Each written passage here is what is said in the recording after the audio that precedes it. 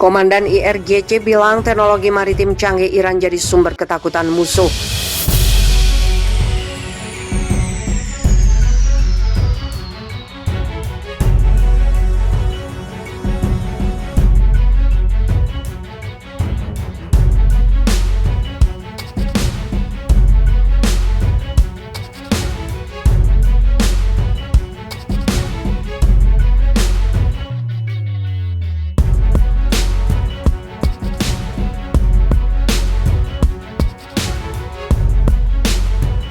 Angkatan Laut Iran dan Angkatan Laut Korps Pengawal Revolusi Islam ditugaskan untuk mempertahankan garis pantai Iran yang sebagian besar membentang di sepanjang Teluk Persia yang sensitif dan strategis, Selat Hormuz dan Teluk Hormuz.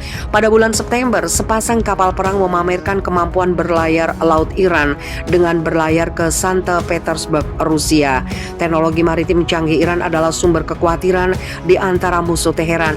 Ini juga berfungsi sebagai pesan bahwa Teheran tidak akan mengizinkan negara manapun untuk melakukan agresi terhadapnya.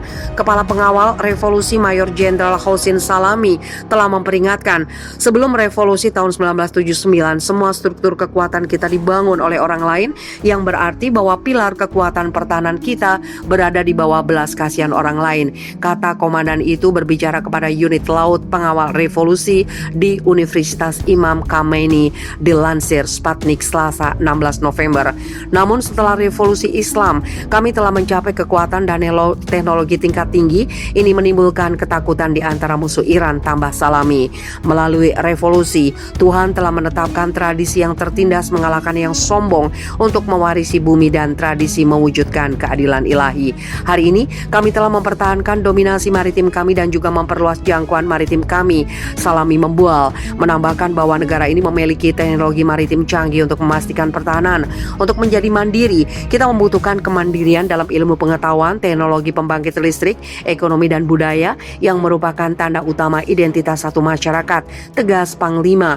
Pemberdayaan kami tidak dapat dihentikan dan semua orang harus memperhatikan pesan ini.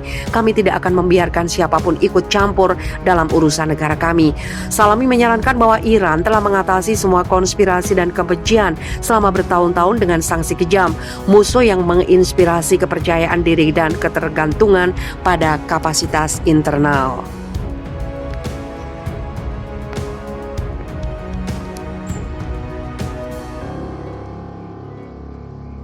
Koalisi Saudi menyerang Al-Hudaidah, Yaman. Iqna melaporkan seperti dilansir almashirah.net, koalisi Saudi sekali lagi menyebabkan sejumlah orang tewas dan terluka pada Senin pagi 15 November atau serangan di Yaman Barat meskipun ada dugaan gencatan senjata. Koalisi Saudi telah menginvasi daerah Timur Hais di Provinsi Yaman Barat Al-Hudaidah dan tidak ada korban yang dilaporkan. Koalisi Saudi menargetkan desa dan daerah perbatasan di Yaman setiap hari dengan serangan roket dan artileri yang telah melanggar gencatan senjata setidaknya 155 kali.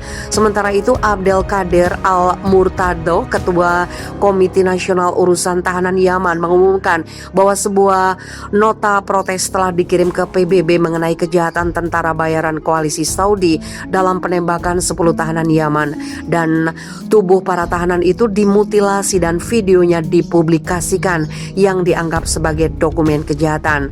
Al-Mutada menambahkan 5 dari tahanan yang dieksekusi berasal dari Provinsi Al-Hudaidah, 4 dari Provinsi Hajah dan 1 dari Provinsi Al-Mahfad. Ketua Komisi Nasional Urusan Tahanan Yaman mengatakan, kami memiliki informasi yang akurat tentang pelaku dan yang memerintahkan kejahatan ini dan beberapa orang yang melakukan kejahatan ini. Kami akan mencatat semua secara detail terkait kejahatan ini dalam kasus khusus. Arab Saudi dengan dukungan Amerika Serikat, Uni Emirat Arab dan beberapa negara lain telah melancarkan invasi militer ke Yaman sejak Maret 2015 dan pengepungan darat, laut dan udara. Pecahnya perang oleh Arab Saudi dan sekutunya di Yaman sejauh ini telah menewaskan dan melukai ratusan ribu warga Yaman. Agresi militer Arab Saudi dan sekutunya juga membuat negara miskin Yaman kekurangan makanan dan obat-obatan.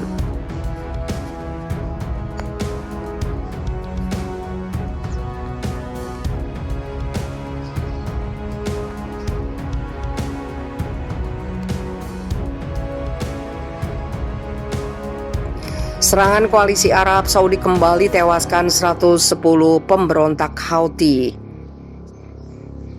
Koalisi militer pimpinan Arab Saudi di Yaman pada Selasa 9 November waktu setempat kembali melaporkan bahwa pihaknya telah menewaskan 110 pemberontak Houthi dalam serangan udara yang dilakukan 24 jam terakhir di sekitar kota Marib, benteng pertahanan terakhir pemerintah Yaman.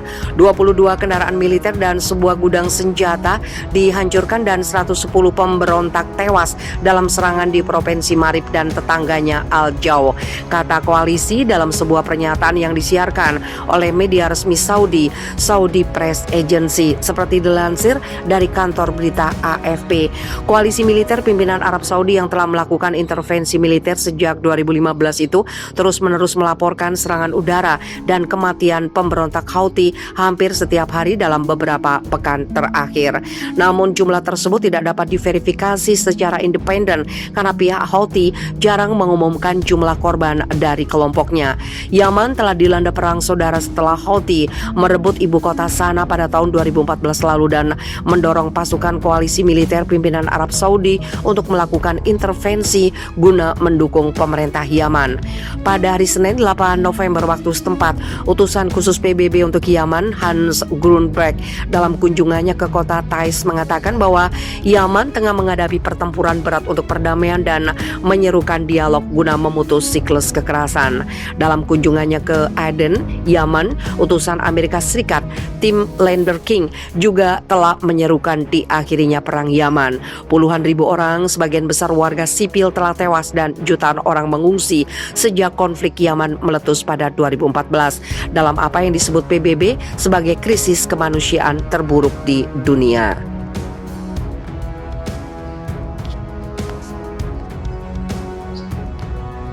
Koalisi militer pimpinan Arab Saudi di Yaman pada Selasa 9 November waktu setempat kembali melaporkan bahwa pihaknya telah menewaskan 110 pemberontak Houthi dalam serangan udara yang dilakukan 24 jam terakhir di sekitar kota Marib, benteng pertahanan terakhir pemerintah Yaman.